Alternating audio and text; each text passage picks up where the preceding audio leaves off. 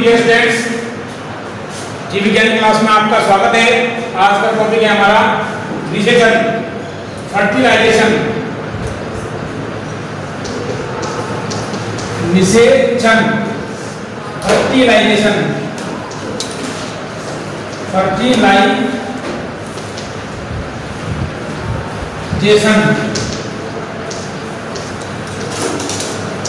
निषेचन।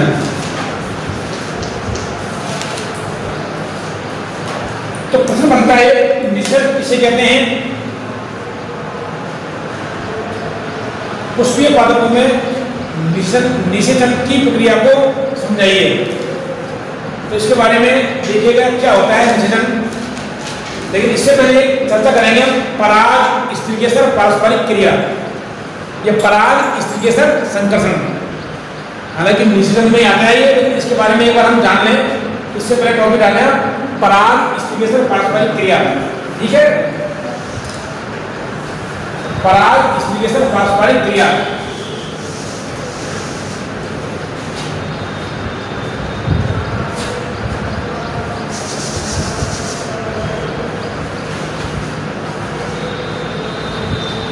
निसंदेह इसमें आती है। टॉपिक डालिए क्या आपने?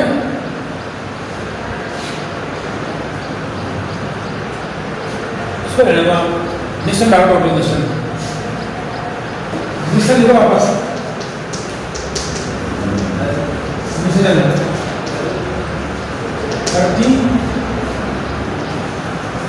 फर्टिलाइजेशन इसमें आइए। तो इसमें देखें क्या होता है निषेचन। ध्यान देना, हमने नर युग्मकोद्भिद के द्वारा नर युग्मक और मादा युग्मकोद्भिद के द्वारा मादा युग्मक को निर्माण कर लिया। ठीक है, तो ध्यान देना निषेचन क्या है? नर एवं मादा युग्मकों, ध्यान देना हमारा जो मध्य का पाठ आ रहा है हमने बताया तो निषेचन पूर्व घटनाएं निषेचन और निषेचन पश्चात घटनाएं। अब हम कहाँ गए? निषेचन पूर्व घटनाएं दो पढ़ी हमने, कौन सी? एक युग्मक जनन, दूसरी युग्मक स्थानांतरण। ध्यान देना, तो युग्मक जनन में युग्मकों का निर्माण हो गया, नर एवं मादा युग्मकों का निर्माण हो गया। अब हमने क्या पढ़ा दूसरे में? युग्मकों का स्थानांतरण। अब युग्मकों के स्थानांतरण हमने क्या पढ़ा? परागण, पुष्पीय पादपों में। ठीक है, परागण में परागण हो गया। परागण के बाद परागकण कहाँ पहुंच जाएंगे? वर्तिकाग्र पर। फिर उनमें क्या होता है? पराग स्त्रीकेसर पारस्परिक क्रिया। ये सारी क्रियाएं किस माध्यम से? निषेचन के अंतर्गत आती हैं। तो निषेचन की खोज किसने की? ध्यान देना, स्ट्रासबर्गर वैज्ञानिक थे। स्ट्रासबर्गर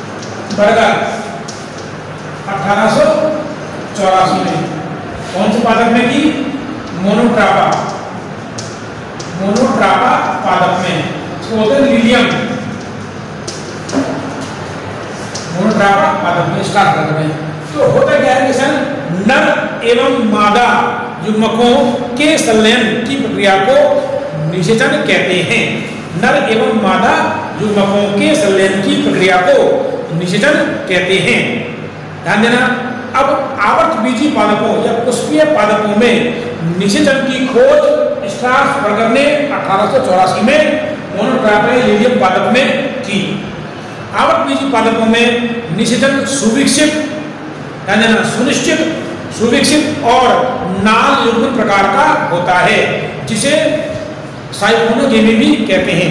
अतः पुष्पीय पादपों में या आवर्तबीजी पादपों में निषेचन को साइकोनोगेमी भी कहते हैं। क्योंकि इसमें किसमें? पुष्पीय पादपों में। क्योंकि आवर्तबीजी पादपों में, पुष्पीय पादपों में अचल नर युग्मक को परागनलिका के माध्यम से या परागनलिका के द्वारा अचल मादा युग्मक तक पहुंचना होता है, इसलिए इसे साइकोनोगेमी कहते हैं। तो इसके अंदर बारे में हम थोड़ा सा देख लेते हैं। इसमें परिभाषा देखें आप लोग। एक बात और, निषेचन में दो क्रियाएं होती हैं, ध्यान देना। सबसे पहले नर एवं मादा युग्मकों का जो जीवत्रय होता है जो मिलता है, उसके बाद में क्या होता है? केंद्रकों का मिलान होता है। दो क्रियाएं होती है इसके अंदर, एक तो प्लाज्मोगेमी अर्थात जीवद्रव्यों का मिलना, और दूसरा होता है केरियोगेमी। कौन सा? केंद्रकों का मिलना, तब जाके निषेचन पूर्ण होता है। देखिएगा इसमें नर एवं परिभाषा देखिए, नर एवं मादा युग्मकों के संलयन की प्रक्रिया को, संलयन की प्रक्रिया को निषेचन कहते हैं। दूसरा पॉइंट है, इसे युग्मक संलयन या संगेमी भी कहते हैं। आगे देखो, निषेचन को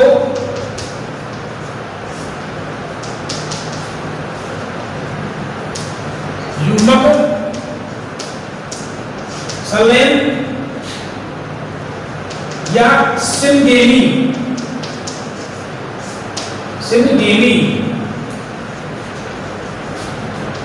भी कहते हैं। क्योंकि आगे काम है इसलिए लिखा हुआ आपको ये, निषेचन को युग्मक संलयन संगेमी भी कहते हैं। अगला पॉइंट है, आवर्त बीजी पादपों, आवर्त बीजी पादपों पुष्पीय पादप, पुष्पी पादप या पुष्पीय पादपों, पुष्पीय पादपों में निषेचन की खोज, निषेचन की खोज 1884 में स्ट्रासबर्गर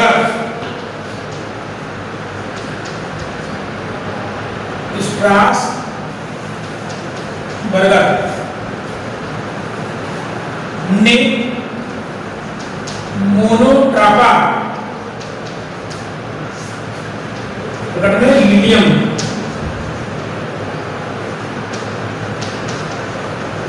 मोनोट्रापा लिलियम पादप में की। ध्यान दीजिएगा, 3 पॉइंट लगाएंगे आपको। नर एवं मादा युग्मकों के संलयन की प्रक्रिया को निषेचन कहते हैं।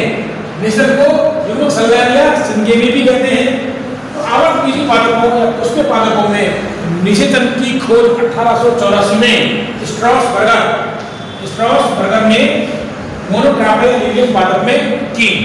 प्रश्न आता है कंपटीशन में ऑब्जेक्ट टाइप की स्ट्रासबर्गर ने आवर्त बीजी पादपों में स्ट्रासबर्गर में कौन से पादप में खोज की, निषेचन की। तो आगे देखिएगा अगला पॉइंट है इसमें,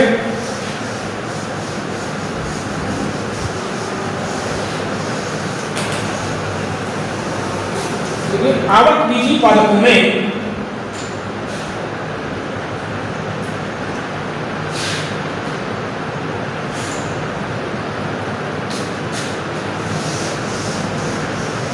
आवर्त बीजी पादपों में निषेचन क्रिया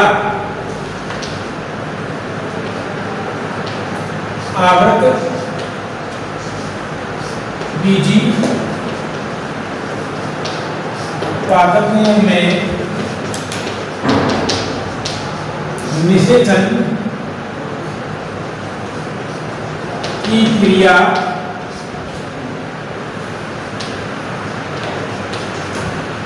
सुविकसित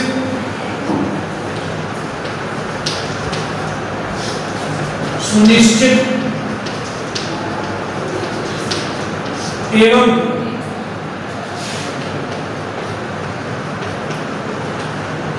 नाल युग्मन प्रकार की होती है।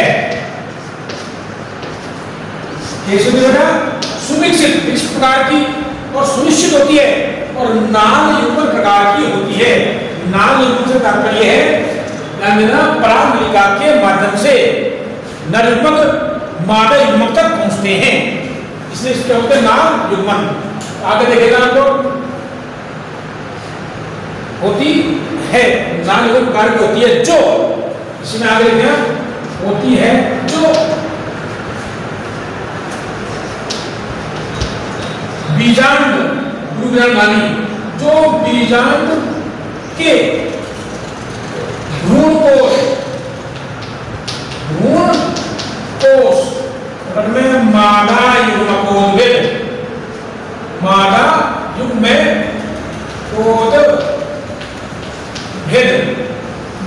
युग्मकोद्भिद में संपन्न होती है,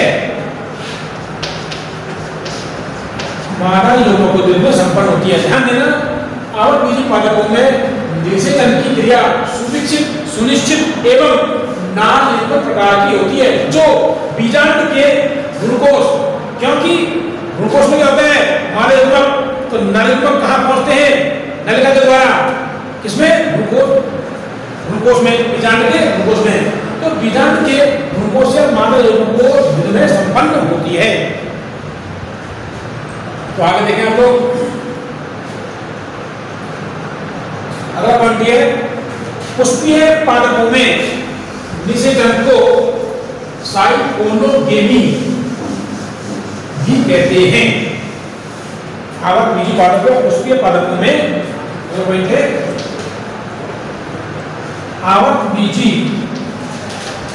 आवृत बीजी जो आपको अच्छा लगेगा लिख लें, आवृत बीजी मतलब पुष्पी पादपों में निषेचन को साइकोनोगेमी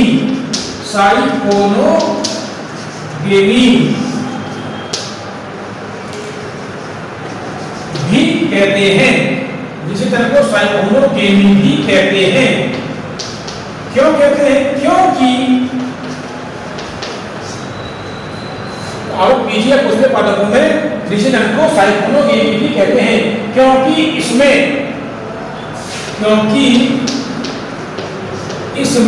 अचल नॉन मोटाइल अचल नर,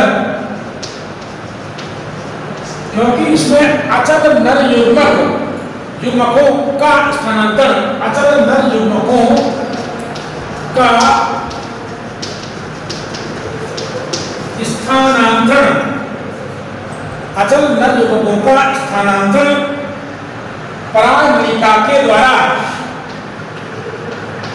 परागनलिका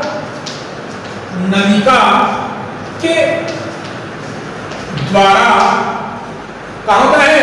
मादा युग्मक तक, परागनलिका के द्वारा अचल मादा युग्मक, ये कैसा होता है? अचल मादा युग्मक मतलब अंड कोशिका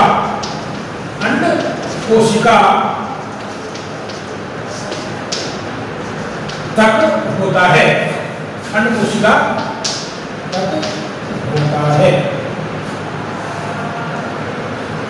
तो आवक बीजी पादपों में नर एवं मादा युग्मक दोनों अच्छा होते हैं भाई।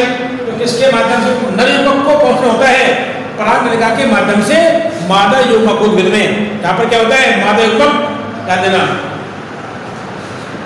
ये निषेचन की प्रक्रिया थी उसके पादपों में।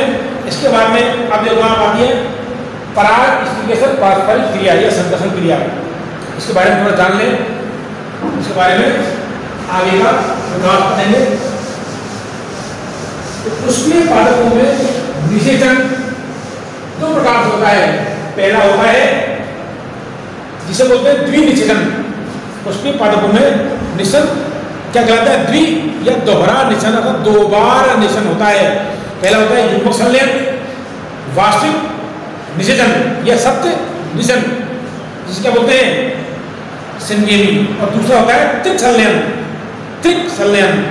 तो द्विनिषेचन किसे कहते हैं? ध्यान देना, युग्मक संलयन एवं त्रिक संलयन को सम्मिलित रूप से क्या कहते हैं? द्विनिषेचन कहते हैं या दोहरा निषेचन कहते हैं। खोज किसने की इसकी? ध्यान देना, एस.टी. नवास्टीन ने 1898 में इसकी खोज की थी, फ्रिटिलेरिया और मोनोट्रापा पादपों में। इसके बारे में आपको बताएंगे। इससे पहले हम आपको पराग स्थिरीकरण संकर्षण के बारे में बता दें। ये नाम क्या है? पराग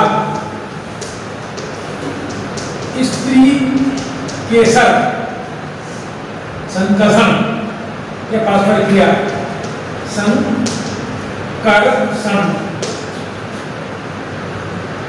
पराग ये सर तो समझा नहीं है।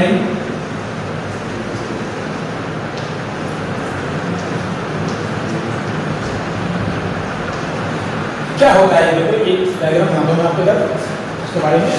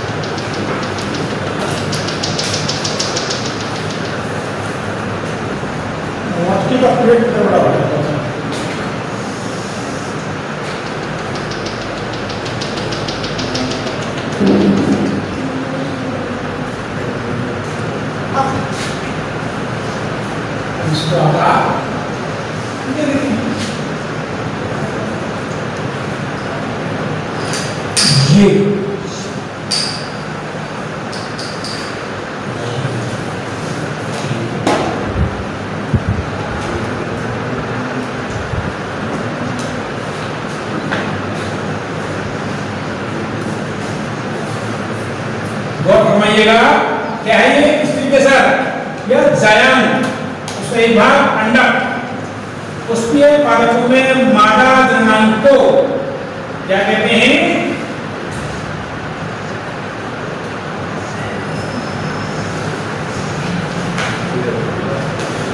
उसके पादपों में मादा जननांग को क्या कहते हैं।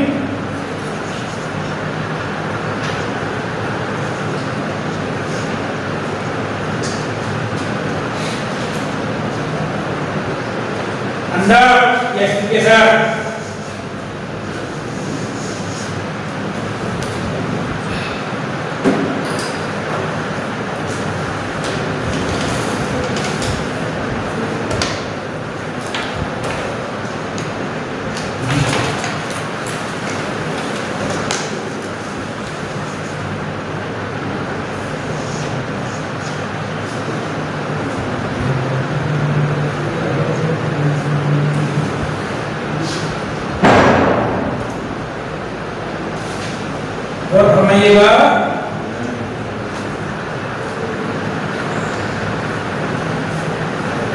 ये परागकण होता है।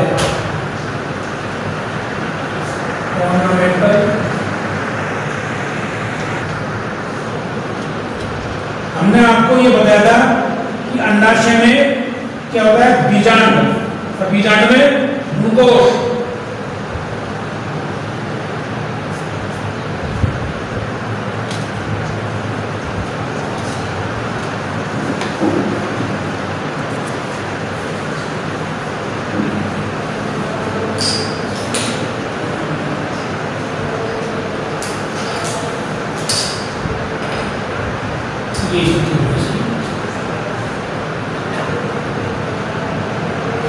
ये बीजांड और बड़ी कोशिका, ये होता है माध्यमिक, और ये केंद्रीय कोशिका, और ये इधर होती है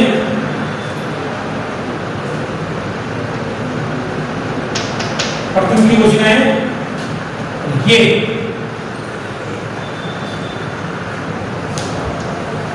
केंद्रीय कोशिका।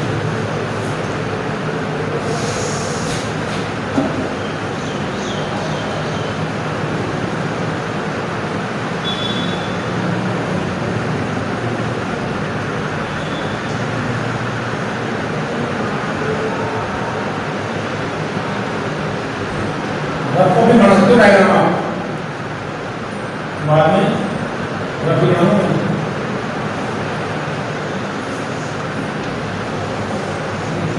देखिए ये होता है परागकण, परागकण,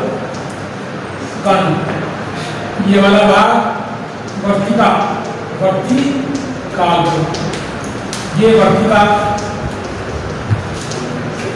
और ये भाग अंडाशय, भाग अंडाशय।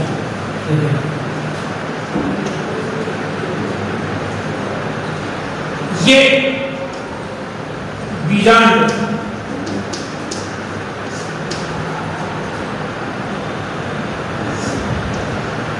ग्लूकोज मादा युग्मकोद्भिद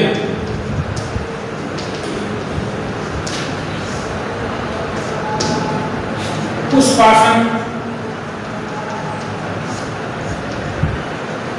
पुष्प मादा युग्म, ये मादा युग्म अंड कोशिका,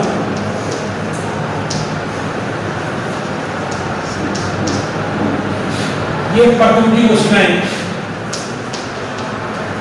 प्रतिमुखी कोशिकाएं, ये द्वितीय केंद्रक केंद्रीय कोशिका, द्वितीय केंद्रक, और ये दो सहायक कोशिकाएं,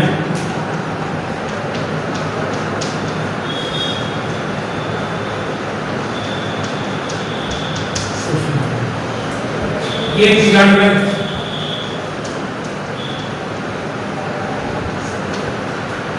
ये बीजाणु द्वारा,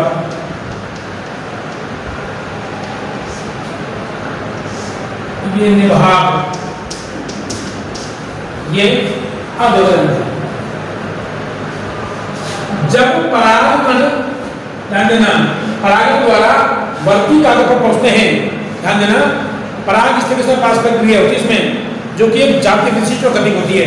जब परागकण वर्ती कागज पर पहुंचते हैं तो वर्ती कागज पर शर्करा, लिपिड, बेंजीन और बोरॉन का माध्यम पाया जाता है, जिससे यह अवशोषित करके परागकण फूल जाता है और इसकी अंत्यचोल, परागकण की अंत्यचोल जनन छिद्र से बाहर निकलकर क्या बनाती है? पराग नलिका बनाती है, पराग नलिका बनाती है। किसके अंत्यचोल? ये जो कहां से बीजाणु द्वार की ओर, बीजाणु द्वार की ओर अग्रसर होती है। इसमें यहाँ ये नाभ केंद्र होता है इधर, और ये दो नलिका, और ये नलिका केंद्र, पराग नली में नली केंद्र, नलिका केंद्र, जो काई केंद्र होता है, इसे बोलते हैं पराग नलिका, पराग नलिका। तो ध्यान देना, ये जो क्रिया होती है पराग स्त्रीकेसर, ध्यान देना, ये पूरा स्त्रीकेसर है, स्त्रीकेसर का वर्तिकाल, पराग माने पराग को परागकण कहते हैं, पराग कहते हैं। तो ध्यान देना, जब परागण द्वारा परागकण पुष्प के वर्तिकाग्र तक पहुंचते हैं या वर्तिकाग्र पर पहुंचते हैं, तो परागकण की अंत्यचोल, ध्यान देना, तो इनमें सबसे जो क्रिया होती है कि वास्तव में परागकण उसी पादप जाति का है, दूसरी का है, तो इनमें इंटरेक्शन होती है। परागकण को वर्तिकाग्र ग्रहण करेगा या नहीं करेगा, इस पर डिपेंड करता है। यही क्रिया क्या होती है? पराग इस तरीके से संकर्षण होता है, उनमें आपस में खींचतानी होती है कि दूसरे, यदि दूसरे पादप के परागकण है तो उसको अस्वीकार कर देगा, खुद के परागकण स्वीकार कर लेगा। ये क्या कहलाती है? पराग इस तरीके से पारस्परिक क्रिया कहलाती है। तो ध्यान देना, परागण मतलब परागण के, ध्यान देना, आवक बीजी पादपों में क्या कहते हैं? पराग इस तरीके से संकर्षणीय पारस्परिक क्रिया क्या होती है? ये एक क्रिया होती है जिसमें पराग स्त्रीकेसर से पराग नलिका द्वारा वर्तिका या वर्तिका के माध्यम से बीजाणु गमन करता है, मतलब तब तक चलती रहती जब तक ये बीजाणु द्वार तक नहीं पहुंचे। इसमें परिभाषा होती है इसकी, देखिए ध्यान से, हम पराग स्त्रीकेसर पारस्परिक क्रिया ये होती है कि परागण के बाद, ध्यान देना, परागण के बाद स्त्रीकेसर के वर्तिकाग्र पर, परागण के बाद स्त्रीकेसर के वर्तिकाग्र पर पराग अंकन होने से लेकर, पराग अंकन होने से लेकर पराग नलिका के बीजांड में प्रवेश तक की समस्त क्रियाओं को पराग स्त्रीकेसर पारस्परिक क्रिया कहते हैं। कि जो ये स्त्रीकेसर का वर्तिकाग्र है, इस पर माध्यम पाया जाता है। इसमें हो सकता है कि ये वर्तिकाग्र परागकण को स्वीकार करे या अस्वीकार कर दे, यही क्रिया हुई है। और यदि स्वीकार कर लेगा तो क्या करेगा? ये वर्तिकाग्र उसको पोषण प्रदान करेगा, पोषण प्रदान करेगा तो आप देखेंगे जैसे बीज होते हैं, चने का बीज है, उनको भिगोकर फूल जाते हैं और अंकुरित हो जाते हैं। इसी प्रकार ये क्या करेगा, पोषण प्राप्त करके पराग कण की अंत्यचोल, पराग कण की अंत्यचोल पराग नलिका का निर्माण करती है। अब ये क्या हो जाएगा, अंकुरित पराग कण। क्या कहते हैं, ये नर युग्मकोद्भिद और ये रहा मादा युग्मकोद्भिद। ये नर युग्मकोद्भिद है, ये मादा युग्मकोद्भिद, लोग पढ़ चुके हैं। ये क्या कह रहा है, अंकुरित परागकण। क्या कहेंगे इसको, अंकुरित परागकण को क्या बोलेंगे, नर युग्मकोद्भिद। तो ये अंकुरित हो जाएगा और इसकी जो पराग नलिका होती है वो वर्तिकाल एवं वर्तिका को भेदते हुए कहाँ जाती है, अंडाशय में, और अंडाशय से सीधे बीजाणु द्वार की ओर जाती है, तो बीजाणु द्वार की ओर जाती है। तो यहाँ तक की जो क्रियाएं हैं सब क्या कहलाती है, पराग स्थिति से पारस्परिक क्रियाएं कहलाती हैं। तो इसमें लिखे आपको परागण के बाद इनको आवृत बीजी पादपों में, आवृत बीजी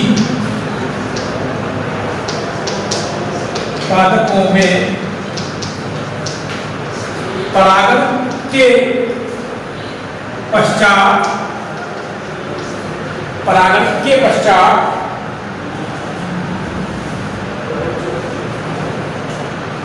और बीजी पादपों में परागण के पश्चात स्त्री केसर के वर्तिकाल,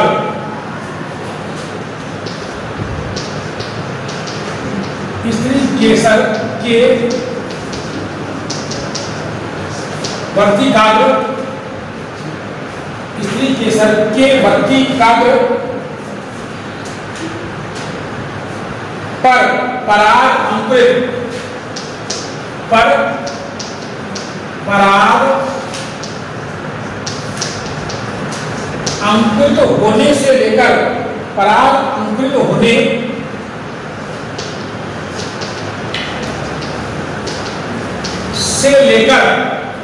से लेकर बीजांड में,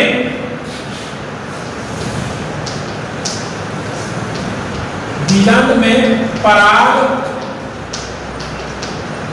नलिका, बीजांड में पराग नलिका के प्रविष्ट होने तक, पराग नलिका के प्रविष्ट होने तक की, प्रविष्ट होने तक की समस्त घटनाओं को, समस्त घटनाओं को पराग स्त्री केसर संकर्षण कहते हैं। आवृत बीजी पादपों में परागण के पश्चात, परागण हो गया, परागण क्या होता है, परागण उसके वर्तिकाग्र पर पहुंचते हैं। परागण के बाद स्त्री केसर के वर्तिकाग्र पर क्या होगा, पराग अंकुरित होगा, वर्तिकाग्र पर अंकुरण होने से लेकर, अंकुरित होने से लेकर बीजांड, ये बीजांड में पराग नलिका के प्रविष्ट होने तक की समस्त घटना क्या कहलाती है, पराग स्त्री केसर पारस्परिक क्रियाएं कहलाती हैं। इसको आगे सुनेंगे।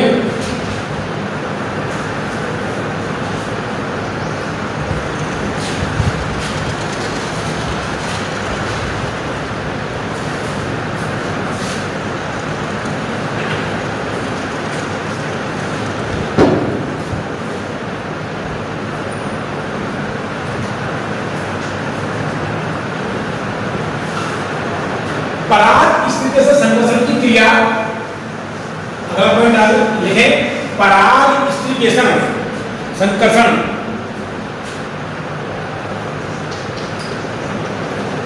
पराग स्त्री केसर संकर्षण की प्रक्रिया, पराग कैसी होती है, पराग स्त्री के संकर्षण की प्रक्रिया गतिक एवं जाति विशिष्ट होती है। गतिक एवं जाति विशिष्ट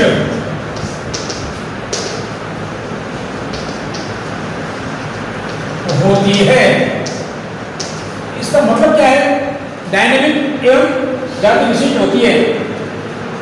इसमें यह होता है कि वर्तिकाग्र अपनी जाति के पादप से आए पराक्रमों को स्वीकार करता है या नहीं करता है, या दूसरी जाति के पादप से आए पराक्रमों को स्वीकार करता है या नहीं करता है, इस पर डिपेंड करता है। जाति विशिष्ट होती है ये पराग के इस पर वर्तिकाग्र स्थिति के वर्तिकाग्र पर निर्भर करता है कि वह पराक्रमों को स्वीकार करता है या नहीं करता है, चाहे वो एक जाति के हो या भिन्न जाति के हो या स्वयं की जाति के हो। अगला पॉइंट इसमें आपको इसमें परागण के बाद इसमें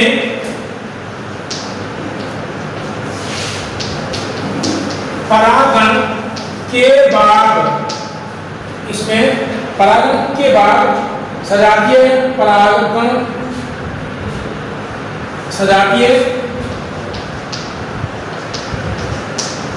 सजातीय परागण सजातीय परागण और वर्तिकाग्र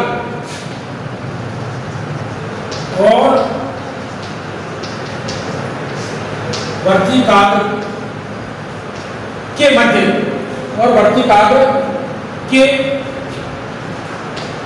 रासायनिक पदार्थों देखो वर्तिकाग्र के रासायनिक पदार्थों के मध्य पारस्परिक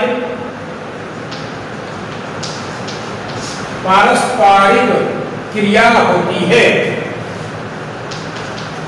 पारस्परिक क्रिया होती है जिसके फलस्वरूप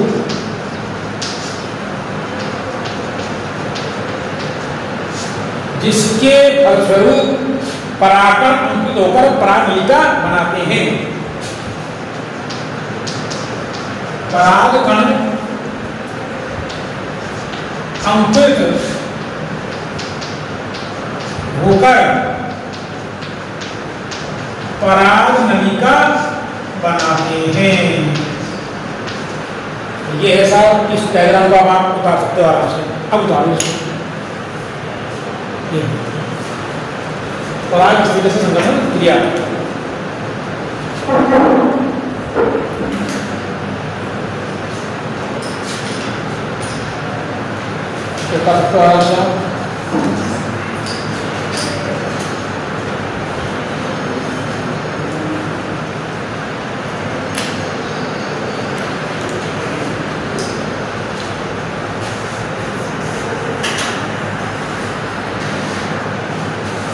अगर टॉपिक आपका पराग कणों का वर्तिकाग्र पर अनुगमन, पराग कणों का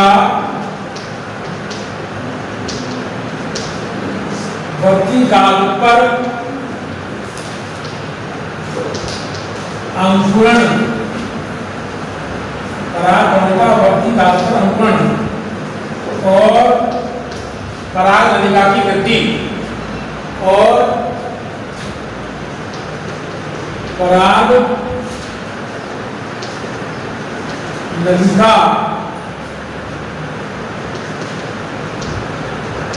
की वृद्धि पहले पराग कणों का वर्तिकाग्र पर अंकुरण और परागनलिका की वृद्धि,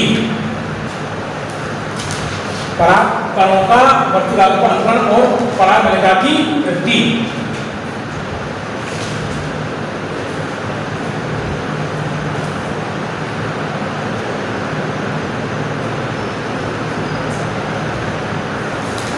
देखिएगा क्या होता है, परागन के बाद परागकण वर्तिकाग्र पर पहुंचने के बाद, परागन के बाद परागकण वर्तिकाग्र पर पहुंचने के बाद परागकण की अंत्यचोल, परागकण की अंत्यचोल परागनलिका का निर्माण करती है, परागनलिका निर्माण करती है, जो वर्तिकाग्र ऊतकों को छेदती हुई, जो वर्तिकाग्र के ऊतकों के मध्य से मार्ग बनाती हुई बीजाणु द्वार की ओर आगे बढ़ती है, बीजाणु द्वार की वृद्धि करती है।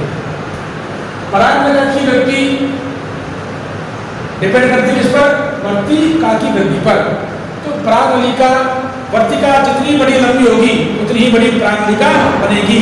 जैसे मक्का पादप में 410 mm लंबी परागनलिका बनती है, ध्यान देना।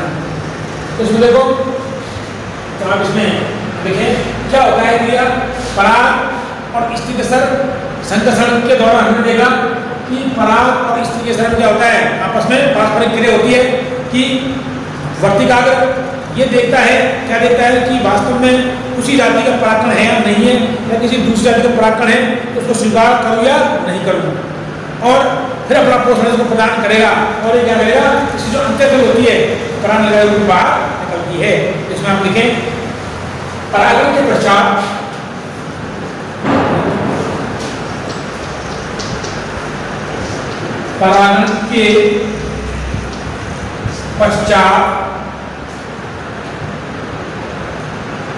एक मिनट इधर आप लोग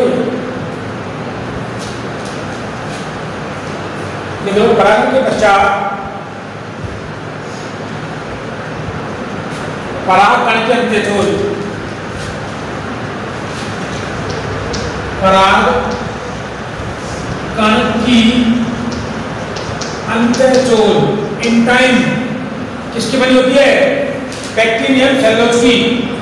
अंत्यचोल परागनलिका के रूप में परागण के पश्चात परागकण के अंत्यचोल परागनलिका के रूप में, अंत्यचोल परागनलिका के रूप में जनन छिद्रों से बाहर निकलकर जनन छिद्रों से बाहर निकलकर जनन छिद्रों से बाहर निकलकर वर्तिकाग्र और वर्तिका, वर्तिकाग्र और वर्तिका, वर्तिकाग्र और वर्तिका के ऊतकों के मध्य के ऊतकों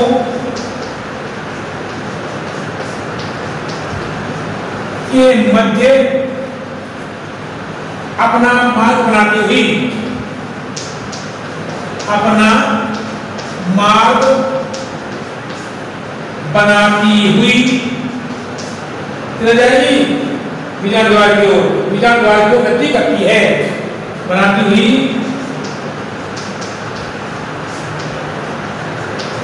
बीजाणु द्वार की ओर वृद्धि करती है। तो देखिएगा परागण के कारण वर्तिकाग्र परागकण पहुंच गए, तो परागण के पश्चात परागकण की अंत्यचोल जो होती है परागनलिका के रूप में क्या निकलती है? परागनलिका के रूप में जनन छिद्रों से बाहर निकलकर वर्तिकाग्र एवं वर्तिका के ऊतकों के मध्य से अपना मार्ग बनाती हुई बीजाणु द्वार की ओर अग्रसित होती है। आगे देखिए इसमें आप लोग परागनलिका की लंबाई, परागनलिका की लंबाई वर्तिका की लंबाई पर निर्भर करती है, अर्थात जितनी बड़ी वर्तिका होगी परागनलिका की उतनी लंबी होगी। इसमें लगे परागनलिका की लंबाई, परागनलिका की लंबाई वर्तिका की लंबाई पर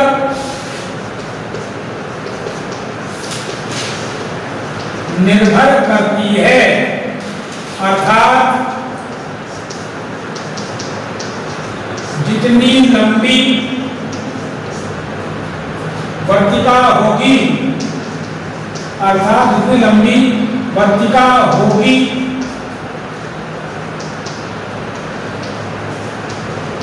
उतनी ही लंबी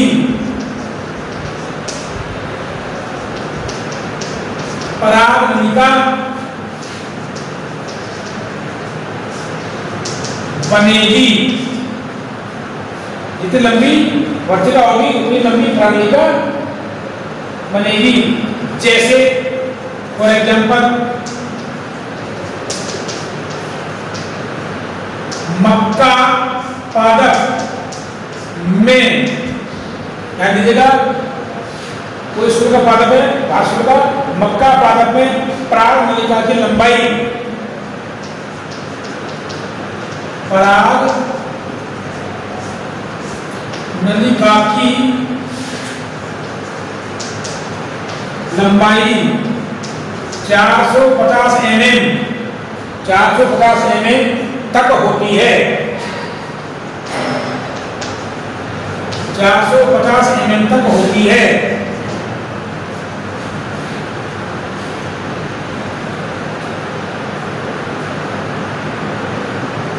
अगर पराग नलिका की लंबाई के लिए,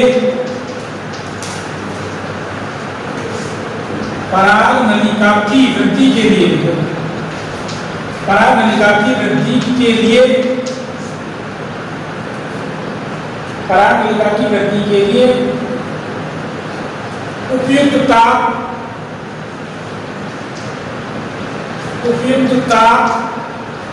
ग्रहण में 20 से 30 डिग्री सेल्सियस, उपयुक्त ताप बोरॉन तत्व, बोरॉन तत्व और कैल्शियम आयन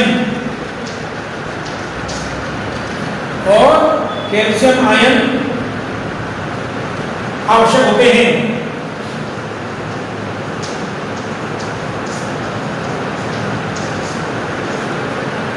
पराग वृद्धि के लिए बोरॉन तत्व और उपयुक्त ताप, यदि ताप सही नहीं है, अधिक ताप तो सूख जाएगी, वो आगे बढ़ेगी नहीं। और कैल्शियम आयन, ताकि कठोर प्रदान करें उसको, पराग नलिका को पोषणता, कठोरता प्रदान करने के लिए होते हैं ये कारक।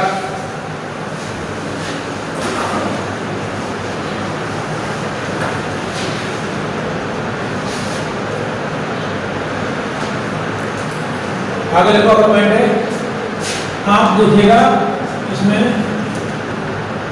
पराग नलिका की वृद्धि हमेशा अंडाशय में बीजाणु की ओर होती है। उसमें देखो पराग नलिका की वृद्धि हमेशा, पराग नलिका की वृद्धि होती है। देखो पराग नलिका की वृद्धि, पराग नलिका की वृद्धि एवं दिशा हमेशा किधर होती है? वृद्धि एवं दिशा हमेशा बीजांड द्वार की ओर होती है। सदैव दिशा हमेशा बीजांड द्वार,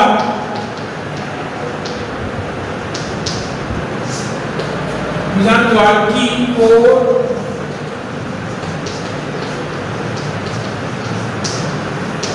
होती है, हमेशा बीजांड द्वार की ओर होती है, जो विभिन्न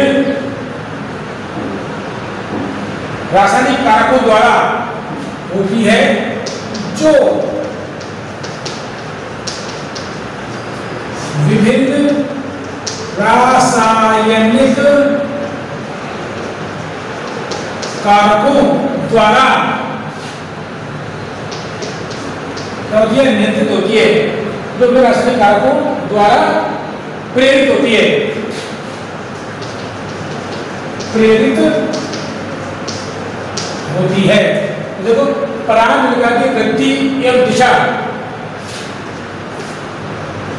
किस ओर है? ध्यान देना, अंडाशय बीजांड द्वार की ओर, जो विभिन्न रासायनिक कारकों द्वारा प्रेरित होती है। इसमें आगे देखें आप लोग, इसलिए पराग नलिका की वृद्धि को रासायनिक वर्तन गति कहते हैं। आगे देखो, इसलिए पराग नलिका की वृद्धि को रसायनुवर्तन गति या प्रारंभिक गति को या नलिका की वृद्धि को रासायनिक गति कहते हैं। ये प्रश्न पूछ जाता है कंपटीशन में कि नलिका की वृद्धि होती है रासायनिक वर्तन गति, क्यों? कि रासायनिक कारकों द्वारा प्रेरित होती है, इसलिए।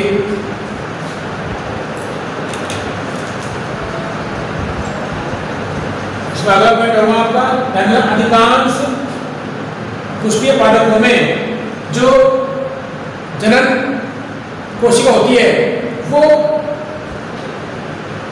समसूत्री वादन द्वारा परानलिका में विभाजित होती है। तो क्या बनाती है? दो नर युग्मक। तो अगर को अधिकांश पुष्पीय पादपों में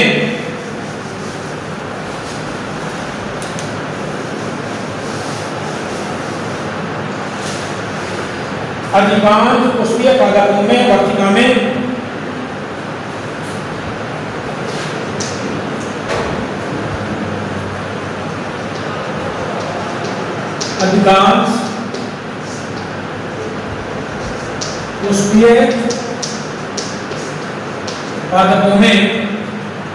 अधिकांश पुष्पीय पादपों में वर्तिका में पराग नलिका की वृद्धि के दौरान पराग नलिका की वृद्धि के दौरान जनन कोशिका समसूत्री वादन द्वारा जनन कोशिका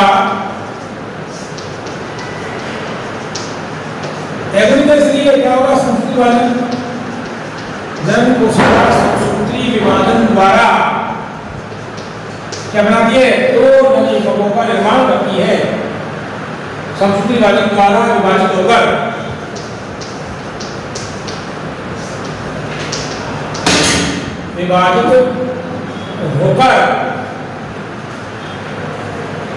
दो एगुत नर युग्मक बनाती है।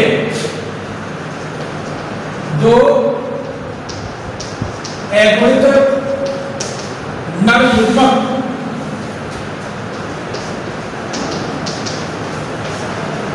बनाती है।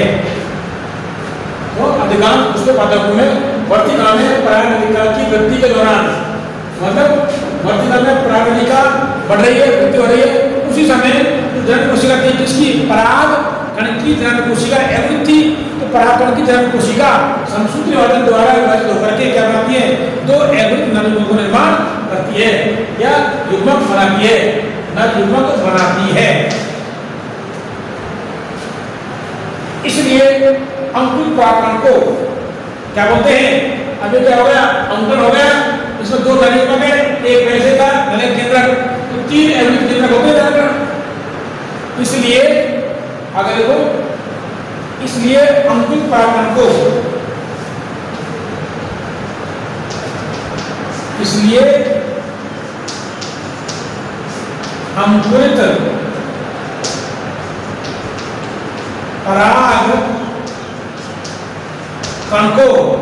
अंकुरित परागकण को नर युग्मकोद्भेद क्या कहते हैं?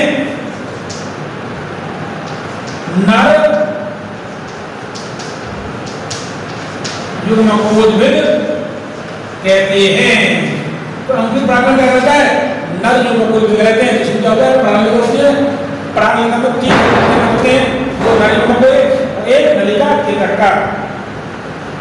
अगर देखो परागनलिका अब परागनलिका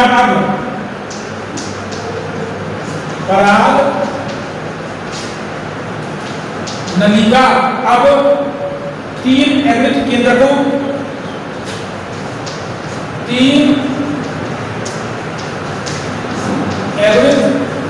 केंद्रकों कौन कौन से हैं? एक काय केंद्र, तीन एगुत केंद्रकों, अगर हम देखो एक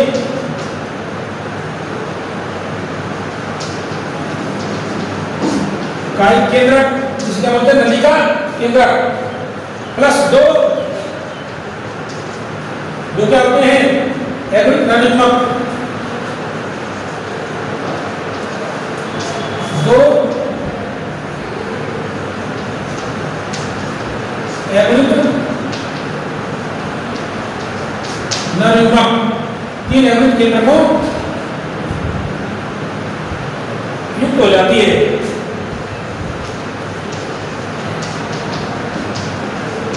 हो जाती है, तो देख लीजिए आप लोग इसमें। तो इस प्रकार पराग कणों का वर्तिकाल पर अनुगमन होता है। अब आता है पराग लिगा की वृद्धि। इसमें वृद्धि हो गई, ठीक हो गई, दोनों हो गया। पराग कणों का वर्तिकाल